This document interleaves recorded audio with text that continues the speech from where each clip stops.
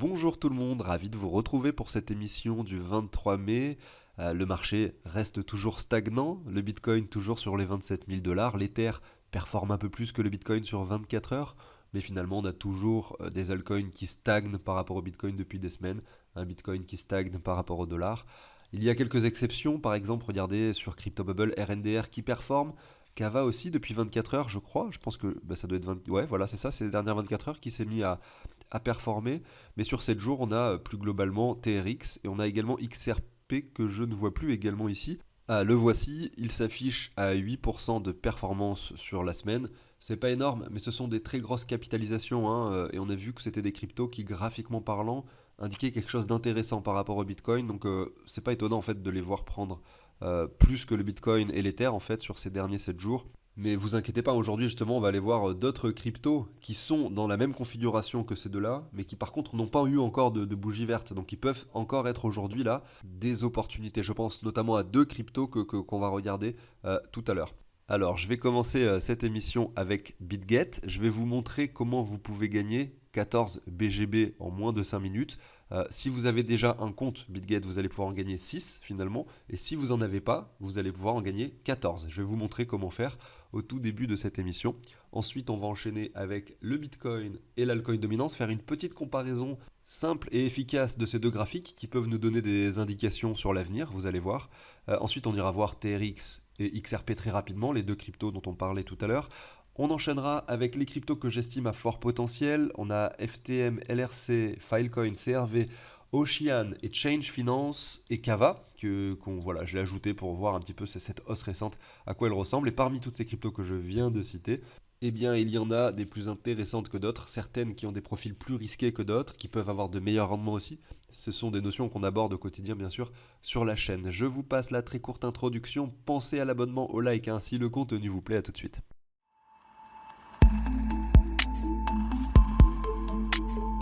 Alors, BitGet, on va essayer de faire rapide, efficace, pour vous expliquer comment vous pouvez gagner vos 14 BGB rapidement. La première chose à faire, si vous n'avez pas de compte, c'est d'en créer un. Vous pouvez utiliser le lien que vous avez dans la description, qui est un lien partenaire entre CryptOrganize et BitGet, qui vous permet d'avoir justement ces 8 BGB. Ça marche jusqu'au 31 mai. Pour ça, il y a des conditions. Une des conditions est qu'il faut trader une valeur de 1000 dollars, donc sur un seul trade, pour recevoir le bonus donc d'inscription de 8 BGB. Sauf que en ce moment sur BitGet, et c'est ça qui est intéressant, il y a en plus de ça, du coup, qui n'a rien à voir avec du coup le partenariat CryptOrganize. Donc là, si vous avez déjà un compte, vous pouvez le faire. Moi, je ne vais pas en profiter, mais ça m'est égal, je vous donne tous les tips du moment sur BitGet. Donc là, vous allez devoir, ils expliquent, trader un volume supérieur à 2500 dollars tout simplement sur le spot, ou bien sur le futur, etc. à 25 000, mais on va se concentrer sur le spot, pour obtenir 3 tickets. 3 tickets, ça vous fera 6 BGB. Donc voilà comment vous pouvez avoir 8 plus 6. Et ce qui est malin dans cette histoire, c'est que en faisant le trade pour le bonus d'inscription, eh bien vous allez participer aussi à ce bonus donc, qui s'appelle Candy Bomb. Voilà, qui est donc un événement qui dure du 22 mai au 28, donc pour cette semaine. Alors la première étape, c'est de créer votre compte BitGet. Si vous n'en avez pas, vous avez le lien du coup dans la description. Vous pouvez l'utiliser pour obtenir donc les 8 BGB. Ensuite, vous allez sur Candy Bomb. Regardez en haut l'onglet Candy Bomb ici. Et vous allez voir, il y a déjà 7200 participants. Il faut s'inscrire en fait pour pouvoir être éligible hein, à ces 6 BGB supplémentaires. Donc là, vous allez là-dessus, vous faites Sign Up. Voilà, c'est bon, je viens de le faire. Donc je viens de rejoindre ce truc-là et je suis participant. Ensuite, vous allez sur votre spot account. Vous allez déposer donc n'importe quelle crypto. Alors si vous voulez participer à ces deux trucs-là, il va falloir déposer 1200, enfin pour faire simple, on va dire 1260 dollars. Comme ça, vous allez faire un trade dans un sens, un trade dans l'autre sens, ce qui va vous permettre d'avoir dépassé du coup les 2500 ici, vous voyez, de trade, de volume, et également d'avoir fait le trade avec un montant supérieur à 1000 dollars. Donc vous faites simplement deux transactions et c'est OK. Ça, c'est on va dire la solution la plus simple pour pouvoir obtenir tout ça. Donc c'est ce que je viens de faire. J'ai déposé de l'argent, je viens de faire des trades et effectivement, sauf qu'en fait, ça s'affichait pas directement ici. Parce que comme je vous disais, vous avez besoin de faire que 2500 de volume. Et moi, vu que ça s'affichait pas directement, je me suis dit, mais peut-être qu'en fait, il faut que je trade des cryptos différentes ou pas que je fasse un aller-retour parce que ça marche pas. Mais en fait, non, ça a fonctionné. C'est juste que ça met du temps à venir. Voilà, au moins vous le savez, ça vous évite de payer des frais de transaction pour rien. Vous pouvez simplement vous limiter à 2500. Faites juste un aller-retour, ça doit fonctionner. Mais idéalement, il vaut mieux faire des trades que vous avez besoin de faire. En fait, comme ça, vous optimisez la chose. Vous payez des frais de transaction, mais pas pour rien. Vous faites un trade que vous avez besoin, soit pour repasser en stable, soit pour acheter une crypto qui vous intéresse, qui se trouve sur BitGet. Enfin, voilà, j'en ai fini avec ça. Le lien pour vous inscrire, vous le trouvez dans la description de la vidéo du jour. Ici, directement en haut, plateforme partenaire BitGet, vous avez le lien ici. Allez, c'est parti, on va débuter avec du coup le Bitcoin et l'altcoin dominance et faire cette petite comparaison qui m'intéresse. Et franchement, vous allez voir, c'est assez cool, je trouve. Vous avez le Bitcoin. On va regarder déjà le premier élément qu'on va regarder, c'est ce crash. Donc le crash sur le Bitcoin a eu lieu entre le mois de novembre 2021 et a duré, en tout cas on peut le supposer, jusqu'à novembre 2022. Donc vraiment, de façon très précise, hein, ça a duré un an, tout simplement. Maintenant, si je regarde le crash du Bitcoin en 2018, là cette fois-ci c'est acté, on est sûr à 100% que c'était que un an, en tout cas entre le sommet et le bottom. Vous voyez? Là on peut pas être sûr que ça sera que un an, parce que si le Bitcoin dessine ça, vous voyez, et finalement ça va contredire l'hypothèse que je suis en train de faire. On a un an précis ici sur le prix du Bitcoin, et je vais passer après sur l'altcoin dominance, hein, vous allez comprendre le rapport avec les altcoins. Et si je prends pareil le Bitcoin en 2018, regardez, décembre, regardez c'est écrit en bas ici, hein, décembre 2017 à cet endroit-là, et le bottom c'est décembre 2018. Donc pareil, entre ici et là, on a un an. Mais c'est très précis, c'est un an très précis. Donc c'est vraiment fou, enfin très précis, je parle pas au jour près, mais en tout cas là je suis à la semaine près.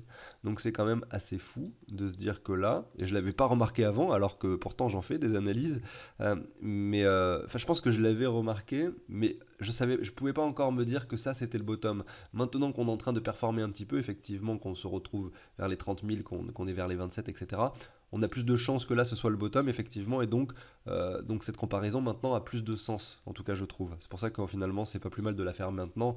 Si je l'avais faite au mois de janvier, vous m'auriez dit oui, mais qu'est-ce qui te dit que là c'est le bottom en fait. Donc je vais passer sur l'altcoin dominance, mais juste avant, hein, je vais quand même vous remontrer ça, parce que c'est quand même fou. Là c'est le sommet, la mèche qui fait le sommet du Bitcoin à 69 000 $. La date en bas, c'est écrit 8 novembre 2021. Et là, la bougie qui fait le bottom sur le Bitcoin, la date, c'est la semaine donc du 7 novembre 2022. Donc vous voyez à quel point c'est précis finalement, c'est un an dont je parle. Je retourne sur 2018, regardez là-haut, 11 décembre 2017, regardez ici en bas, je prends le bottom 10 décembre 2018. Non mais c'est hallucinant, c'est exactement hein, la même chose. Ce crash, il est exactement similaire en termes de temporalité à celui de 2018. Maintenant, j'ai plus de doutes sur celui de 2013. J'ai pas fait le travail avant, hein, mais j'ai plus de doutes. On va voir si on prend le sommet précis. Donc là, on a 25 novembre 2013 et le bottom 12 janvier 2015. Vous voyez, donc là, ça colle pas. Ça colle pas. Donc effectivement, vous voyez, on n'avait pas d'occurrence en fait sur cette caractéristique que je suis en train de vous montrer. On n'avait pas d'occurrence au préalable. C'est-à-dire que là, quand on était sur le bottom, c'était pas un élément fondamental qu'on pouvait utiliser pour dire que là, c'est le meilleur niveau pour acheter.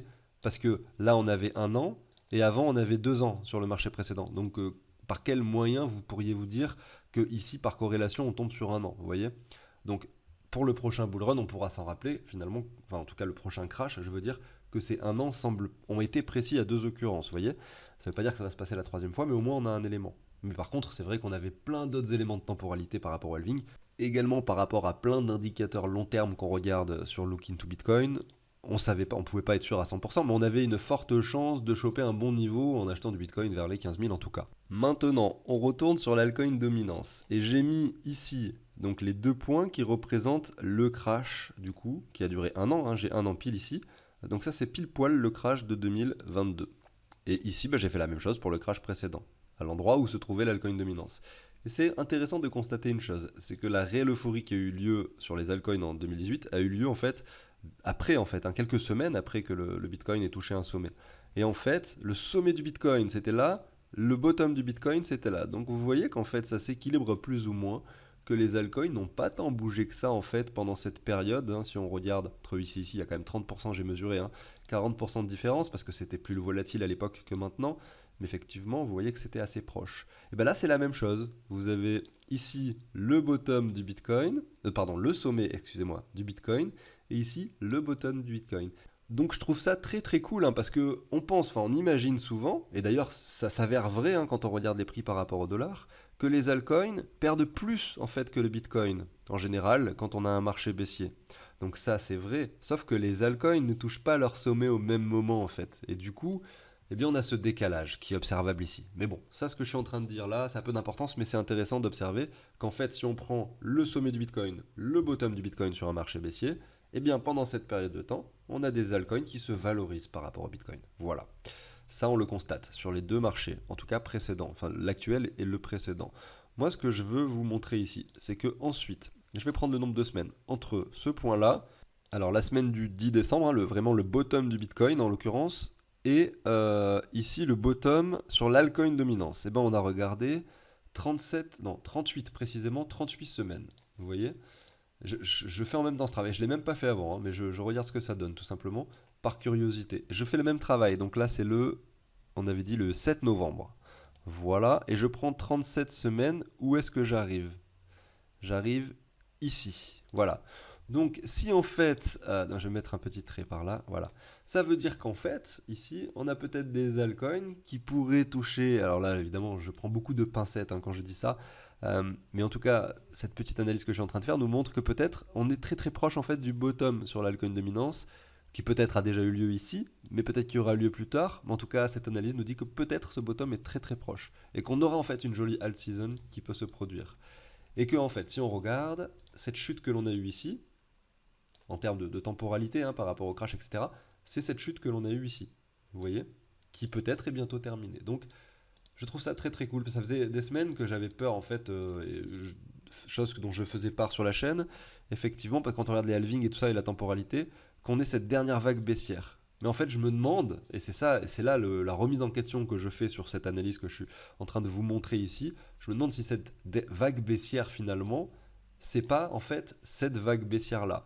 Et qu'en fait, du coup, cette euphorie qu'on a eue sur les altcoins ici, donc dans le marché précédent, eh ben, ne correspondent pas à grand chose en fait sur ce marché actuel. Peut-être ceci, vous voyez, mais c'est pas la même chose. Pas d'euphorie en fait, comme on l'a eu au préalable ici, tout simplement. Donc voilà, c'est un point de vue, c'est un point de vue sur le marché, une analyse comparative que je trouve intéressante, que je voulais vous partager, et je vais continuer avec la suite. Alors, on commence par TRX, qui nous montre quelque chose d'intéressant. Déjà, une réelle prise de valeur entre le marché précédent et le marché actuel. C'est pas beaucoup de cryptos pour lesquels c'est le cas, hein, d'avoir des réelles prises de valeur comme ça, avec une crypto comme ça aussi forte, qui reste aussi élevée en termes de capitalisation, dans le top 15, je crois, pour TRX. Alors qu'honnêtement, personnellement, je n'y croyais pas du tout en cette crypto. Donc, je change d'avis, et puis voilà, c'est comme ça maintenant, quand je vois son graphique, je suis obligé de changer d'avis. Et je me rends compte qu'elle est utilisée par beaucoup de plateformes centralisées. Au quotidien, en fait, j'utilise le réseau, moi, souvent, pour transférer des tokens. Alors, certains me disent, oui, mais il y a aussi la Binance Smart Chain, il y a aussi le réseau de Matic, Polygon, etc. Oui, c'est vrai, mais en fait, le réseau de TRX souvent a des frais encore moins élevés et les transactions se font encore plus vite et l'argent se transfère encore plus rapidement. C'est assez fou en fait. Donc, j'aime bien ce réseau, j'aime bien l'utiliser. Puis la Binance Smart Chain, elle n'est pas disponible sur toutes les plateformes, hein. Donc, oui, le graphique qui est vraiment fou, c'est TRX BTC. Parce qu'en fait, ce graphique nous montre qu'il n'y a pas eu du tout de performance lors du précédent bull run et que là en fait depuis le mois de décembre 2020 on est sur une résilience importante.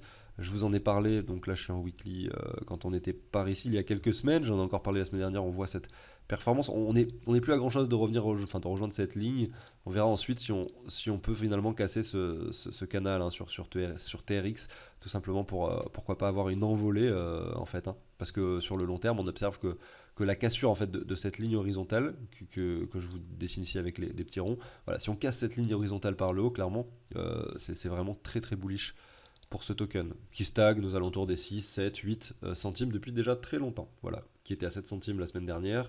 Aujourd'hui, on est quasiment à 8. Voilà. Faut pas espérer des performances comme vous pourriez l'avoir sur des petits tokens, sur des petites cryptos, mais c'est, on va dire, une valeur assez sûre hein, parce qu'elle est forte en capitalisation. C'est pour ça que je dis que c'est une valeur assez sûre et qui va peut-être pas vous faire perdre beaucoup si vous vous trompez, mais qui peut aussi vous faire gagner, on va dire peut-être un x2, x5, x10 sur une phase d'euphorie tout simplement. Donc pourquoi pas un bon token pour diversifier l'ensemble de son portefeuille, je pense. XRP, très beau graphique pardon, aussi par rapport au Bitcoin. Là, vous avez le graphique sur le long terme. Je vous le montre, on est vraiment, hein, si on prend l'ensemble de ce que l'on a à l'écran, sur quelque chose, je vais mettre cette ligne, je vais la descendre un peu par là. On est plutôt sur un point bas. Voilà, je vous montre simplement cette ligne qui représente le bottom. On est plutôt en bas hein, par rapport à l'euphorie qu'il y a eu en 2018. Mais c'est vrai qu'en 2021, il ne s'est rien passé sur cette crypto. Mais par rapport au Bitcoin, c'est vrai que ici, depuis le bottom de mars 2021, de XRP par rapport au Bitcoin, notamment avec toutes ces histoires avec la SEC, avec le procès qu'ils ont aux États-Unis, eh bien, voilà, on a eu cette phase aussi très négative sur XRP. Mais du peu que j'en ai lu, les nouvelles en tout cas de ce procès sont pas si mal. Ils sont peut-être en phase de le gagner ce procès, et puis donc, bah, on pourrait pourquoi pas avoir en fait au final une accélération haussière par la suite. Voilà, on peut le supposer en tout cas, mais bon, on verra bien. En tout cas, peut-être également un token intéressant pour diversifier son portefeuille. Je vais maintenant vous montrer les cryptos que j'ai sélectionnés pour vous qui ont des beaux graphiques en ce moment. Je vais peut-être pas vous passer le meilleur pour commencer. Je vais vous passer d'abord CRV. CRV assez cool. Vous l'avez ici par rapport au Bitcoin, résilient depuis décembre 2020. Et ça c'est fou en fait, hein. Décembre 2020 c'est vieux quand même, hein. Vous voyez c'est le tout début du bull run. Et bien on est un petit peu plus haut actuellement. On n'a pas eu d'euphorie complète sur ce token, hein. Regardez, on a eu, si on prend ici, c'est 800% tout de même, hein. Donc ça fait x9, mais bon, en même temps, on est sur les cryptos, donc on sait que la volatilité est vite exagérée. Derrière, on retrace, on revient sur ces niveaux-là, vous voyez, et on s'appuie sur cette ligne de support très intéressante actuellement. Donc là, c'est pour ça, je vous le montre, le graphique est intéressant. Malgré tout, on voit que le RSI a du mal hein, quand même à se reprendre ici. Voilà, je ne dis pas qu'on va pas forcément casser ça par le bas, mais si vous avez besoin ou si vous avez l'envie d'investir plutôt dans Curve, dans le token CRV, je pense qu'on est plutôt sur une phase de marché assez intéressante. Je continue avec Ocean. Je l'ai sélectionné aussi pour vous. Pourquoi? Parce que lui, en revanche, il a montré une réelle hausse ici en février 2023. Donc un réel intérêt. On est revenu chercher ses anciennes mèches ici. Ce bear market, on ne voit pas peut-être suffisamment d'historique, mais a montré une réelle prise de valeur, un réel intérêt sur ce token, qui depuis le mois de mai 2022, finalement, par rapport au Bitcoin se comporte bien. C'est ça que je recherche, hein. J'ai sélectionné que pour vous des cryptos qui se comportent bien par rapport au Bitcoin. C'est l'essentiel hein, pour moi, c'est ce qu'il faut regarder en priorité avant de... Enfin, en tout cas pour les choisir. Donc d'abord voir comment elles se comportent par rapport au Bitcoin et voir si on revient sur des niveaux intéressants. Si on était ici, là, sur Ocean, je la regarderais même pas, ça serait beaucoup trop élevé, hein. Là, voilà, c'est comme RNDR qu'on a regardé hier, on est vraiment sur des sommets. Je la regarde pas pour l'instant. Je l'observe, hein, j'attends d'observer le retracement quand il se produira, mais c'est pas intéressant hein, pour l'instant RNDR. Donc Ocean, voilà, on revient dans la ZR, etc. Donc c'est cool. On peut le voir un peu par rapport au dollar. C'est un peu plus. Voilà, ça donne un peu moins envie ce graphique par rapport au dollar. On aimerait bien voir casser cette ligne-ci, vous voyez, pour supposer donc une accélération. Donc là, je parle des 53 centimes. On est aujourd'hui sur les 32 centimes pour Ocean. Je vais vous passer maintenant. Qu'est-ce que j'ai passé déjà? J'ai passé Curve et Ocean. Je passe maintenant LRC. Donc looping, je crois qu'on est sur un layer 2. Et regardez ce graphique, mais il est juste fabuleux en fait. Là, on était en février 2020. Regardez ici, on est en mai 2023. Et on est sur, regardez, une tendance haussière très très propre, mais vraiment très très propre sur ce token. Là, vous voyez, on commence à rentrer pour moi, vraiment les meilleurs crypto-sell où vraiment, après avoir tourné cette vidéo, je vais avoir envie d'aller sur mon portefeuille pour en acheter un petit peu. Des petites sommes, hein, je le dis bien, parce que je pense que j'en ai déjà du LRC.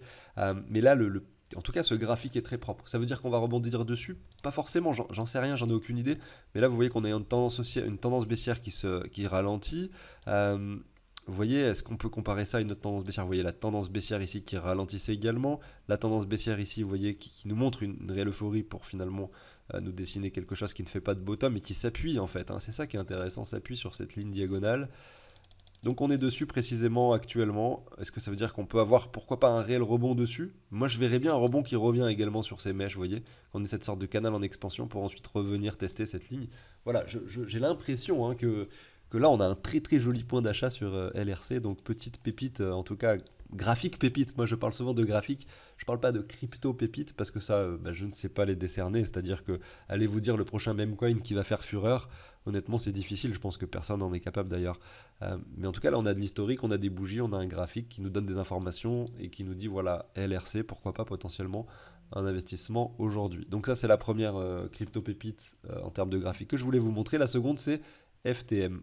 FTM dont on parle déjà depuis quelques temps, qui également est un graphique très très propre. Je suis encore par rapport au Bitcoin, hein, je le précise. C'est encore plus bullish ici, hein, vous voyez. Et cette ligne, elle est également très précise. Je pense que je ne vais pas m'attarder plus que ça dessus, on l'analyse assez régulièrement. Maintenant, si on le regarde par rapport au dollar, c'est plus compliqué de faire une analyse parce que là, on n'a pas de ligne propre qui a 4 touchettes, hein. Vous voyez qu'en fait, ce point-là, par rapport au Bitcoin, il vient toucher cette ligne-là, également ce point-ci. Vous voyez. Et donc, en fait, c'est ça le problème, enfin la problématique quand on regarde les cryptos par rapport au dollar, c'est que, bah regardez, je viens de vous copier-coller, il me l'a mis pile au bon endroit. C'est en fait la problématique, c'est que en fonction des mouvements du Bitcoin, en fait, les cryptos par rapport au dollar vont bouger différemment. Voilà, vous n'allez pas avoir de cohérence, vous n'allez pas avoir de pertinence aussi importante que sur les graphiques par rapport au Bitcoin. Bon, et du coup, vous pouvez vous tracer ces parallèles. Et vu qu'en fait, ce point-là, il était à cet endroit-là par rapport au Bitcoin, finalement, le 16 août, on peut supposer que ce point-là actuel, également, c'est un point de support, en fait, et qu'on puisse rebondir.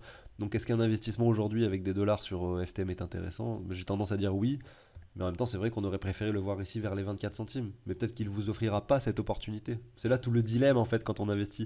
Est-ce que j'achète? Est-ce que j'achète pas? Est-ce que le prix actuel est intéressant? Est-ce que ça peut aller plus bas? On ne peut pas répondre à ces questions. Donc, du coup, la meilleure solution, c'est les paliers, les pourcentages. Allez, j'achète. Je veux mettre par exemple 100 dollars dans FTM. Je vais en mettre 20 maintenant. Voilà, au moins je suis tranquille, j'en ai, voilà, c'est fait. Et j'essaierai de voir plus tard si j'achète les 80%. Ou alors j'en mets 60% maintenant, parce que là, avec ce que l'on voit sur les graphiques, surtout celui par rapport au Bitcoin, ça a l'air tellement cool que je vais en mettre 60% maintenant. Vous voyez, c'est pas parce que je fais l'analyse par rapport au Bitcoin qu'il faut forcément acheter les cryptos avec du Bitcoin, bien entendu. Ça me semble logique aussi.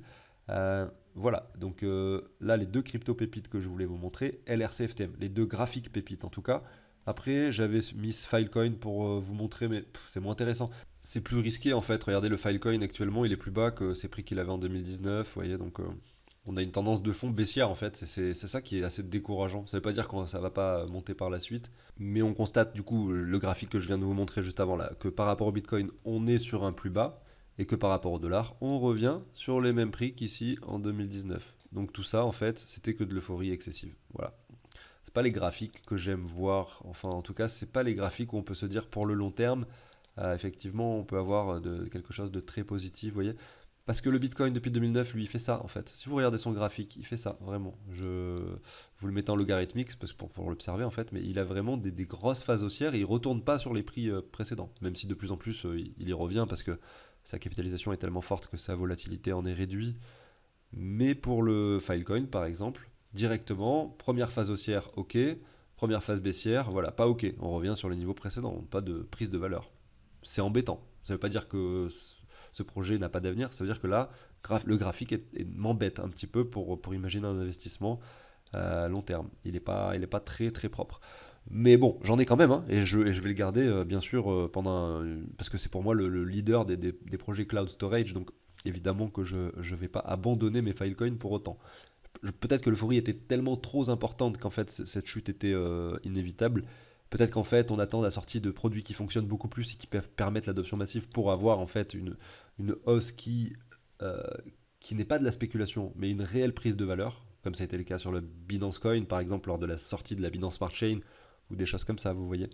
Donc j'arrive bientôt sur la fin de cette émission. Alors je voulais vous montrer, je l'ai plus là, je sais pas pourquoi. Donc il y a Kava, oui, qui a performé un petit peu, donc qui nous a construit ce W, en tout cas qui est en train, pourquoi pas, de le construire avec cette bougie hebdomadaire. Là, honnêtement, si ça clôture par ici, Kava, honnêtement, très encourageant pour la suite. Après, privilégier un achat sur le retour de neckline, très très cool. Par ici, vous voyez, si on vient clôturer par là, on peut avoir une petite euphorie, un petit retour avant une continuation haussière. On aura vraiment une construction très propre euh, sur cette crypto. Alors là, ouais, c'est par rapport au dollar, donc ça serait cool. Ici, c'est le prix en plus psychologique assez finalement intéressant des 1 dollar précisément pour un achat qui pourrait être cool. On est sur les 1,30 évidemment, je parle de si on revient sur cette neckline. Et puis je voulais vous montrer le graphique de Change Finance, donc CHNG, un projet dans lequel je me suis mis il y a à peu près un an et demi, dont je n'ai pas parlé depuis quasiment un an sur cette chaîne peut-être, et je pense que j'en referai une vidéo prochainement. Je ne sais pas si ça sera jeudi là ou la semaine prochaine, mais c'est une plateforme qui est sur le téléphone, donc il faut que j'enregistre mon téléphone. C'est pour ça que je ne sais pas si j'aurai le courage de le faire pour le transférer ensuite sur mon PC. Bon, c'est pas si embêtant, mais il faudra que je vous le fasse parce qu'honnêtement, c'est une plateforme Change Finance qui vaut le coup d'œil, hein. Il n'y a pas encore malheureusement assez d'utilisateurs pour pouvoir échanger n'importe quelle crypto avec n'importe quelle crypto en décentralisé de façon cross-chain, parce qu'il n'y a pas assez de liquidité pour le faire. Mais si assez de personnes rejoignent ce réseau, assez de personnes mettent de la liquidité, il y a certaines paires où vous pouvez déjà le faire et où c'est intéressant. Bah, évidemment, ça serait assez fou de vous dire que par exemple, vous pouvez acheter des Atom Cosmos avec des fusions en passant par trois blockchains différentes, admettons, j'en sais rien moi, mais que du coup, que tout soit cross-chain en fait, que vous ayez un portefeuille où vous avez toutes vos cryptos dessus en décentralisé sans avoir de prise de tête avec les différents réseaux comme sur MetaMask par exemple. Donc là, faut que j'aille sur la Binance Smart Chain parce que ça c'est compatible avec la BSC, mais pas avec le réseau d'Ether, mais pas avec machin, etc. En fait, sur Change Finance, vous avez une application où tout est réuni sur un seul truc. Et c'était déjà le cas il y a un an et demi. Elle a encore été un peu optimisée, je la trouve encore plus cool maintenant et beaucoup plus fonctionnelle. Il y avait quelques bugs il y a un an sur l'application, j'ai fait quelques tests tout à l'heure. Donc je pense que ça vaut le coup que je vous refasse une émission sur ce sujet. Et le token, en plus de ça, c'est vachement apprécié, c'est peut-être pas fini. Et vous pouvez générer du CHNG justement sur la plateforme en allant déposer dans des pools ou en faisant des choses qui sont beaucoup plus simples à faire que sur les plateformes qu'on a l'habitude d'utiliser.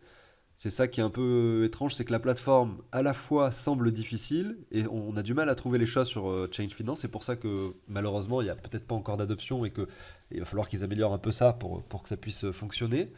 Mais par contre, tout ce qui est en termes de blockchain, de transactions, tout ça, c'est hyper simple, hyper rapide et hyper efficace, quoi. C'est ça en fait, et que je vais vous montrer. Euh, et donc par exemple, moi pour vous expliquer, j'ai commencé ce projet, c'était alors la 2022.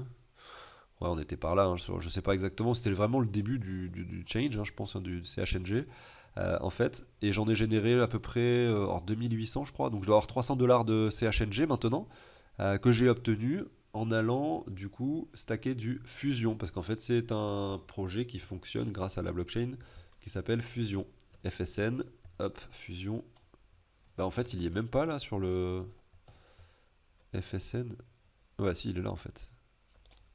Le projet s'appelle Fusion. Et c'est la blockchain finalement qui permet de faire fonctionner hein, cette application qui est du coup pareil. Peut-être que cette crypto a un avenir assez intéressant. On est sur les 34 centimes, on a touché les 19 ici au mois de septembre. On a cette ligne qui montre finalement une petite tendance haussière par rapport au dollar. Mais ce qui m'intéresse maintenant, c'est de le regarder par rapport au Bitcoin. Là, on était en 2021, ouais. Assez résilient finalement. Vous voyez, on n'est pas sur quelque chose qui chute comme ça par rapport au Bitcoin, en tout cas avec l'historique qu'on a ici. Bref, ce sera le sujet de d'autres émissions, d'autres discussions qu'on aura ensemble. Donc n'hésitez pas à vous abonner, à liker l'émission si le contenu vous a plu. Moi en attendant, je vous souhaite bien sûr une excellente journée. Je vous dis à demain sur la chaîne. Ciao tout le monde.